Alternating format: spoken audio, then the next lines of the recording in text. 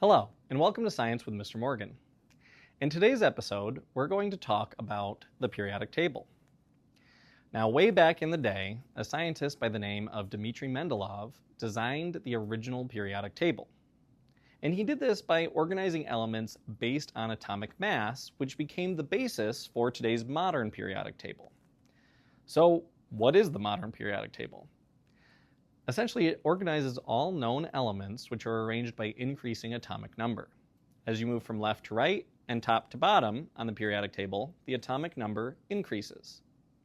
The rows of the periodic table are called periods. Now, as you move from left to right in these periods, each element has one more proton than the element before it. The columns, or the up and down portion of the periodic table, are called groups. Elements located in the same group have similar properties to one another. Now, all that being said, elements are also chunked into sections that vary in their classification.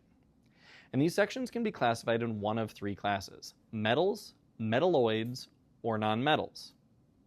From left to right, elements change from metals to metalloids to nonmetals. Let's take a look at metals first, though. So metals, what are they?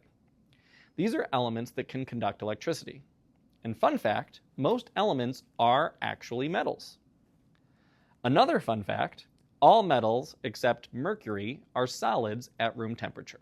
Many of these metals are shiny, ductile, which means that it can be drawn out into a thin wire, malleable, meaning that it's bendable or flexible, and good conductors of heat as well as electricity. So what is electricity? Essentially, it is just the flow of electrons. Atoms of metals tend to give up electrons, which is why they are good conductors of electricity. Next up, though, let's look at nonmetals. These are elements that generally cannot conduct electricity. And it is also the second largest class of elements after metals. Examples of nonmetals include, but are not limited to, hydrogen, carbon, chlorine, helium, all relatively familiar elements. Nonmetals have the following characteristics. They have relatively low boiling points. Many of them are gases. They're poor conductors of heat. Solid nonmetals can be brittle. Some are very reactive, however, others are not. Now, this reactivity depends on the number of electrons in their outer energy level. And reactive nonmetals tend to gain electrons. And last up, let's take a look at metalloids. Overall, this is the smallest class of elements. There are only 6 elements within this class currently. Metalloids are located between metals and nonmetals on the periodic table. And metalloids get their name because they're kind of a hybrid crossover between metals and nonmetals. They can act like metals, or they can act like nonmetals in chemical reactions. It just varies.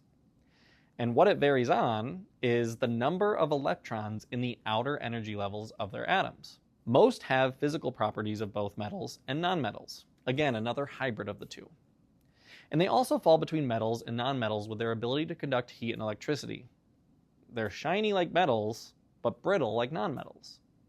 And they all exist as solids at room temperature. Now that we've covered the different classes of elements on the periodic table, let's look at groupings.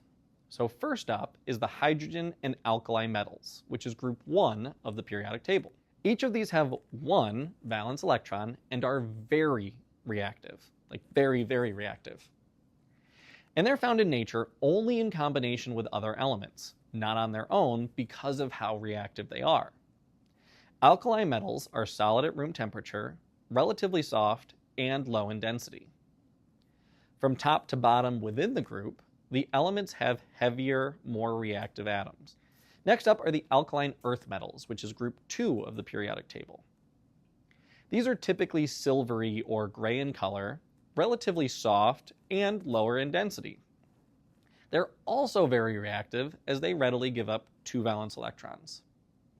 And once again, as you go from the top to the bottom of the group, their reactivity increases. Examples of alkaline earth metals include, but are not limited to, calcium, which is needed for strong bones, or strontium, which is used for making cement. While hydrogen and alkali metals, as well as alkaline earth metals, are each associated with one group, Transition metals are multiple groups. These are groups 3 through 12 of the periodic table. They make up more than half of all elements on the periodic table.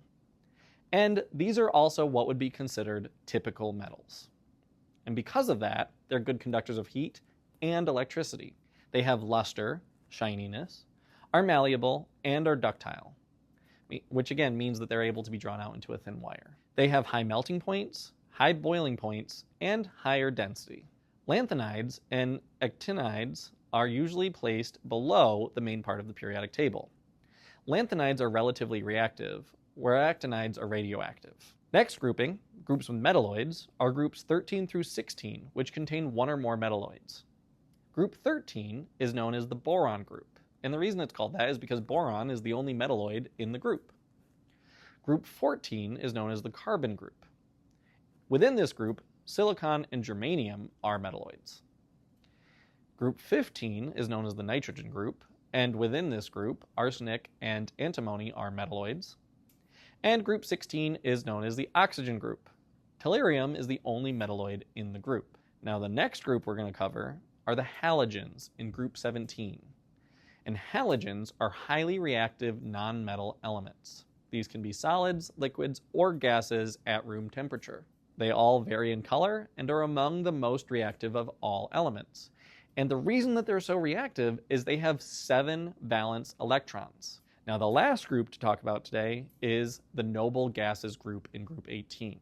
These are non-reactive, non-metallic elements. And the reason that they are least reactive of all elements is because they have 8 valence electrons. So why is that special?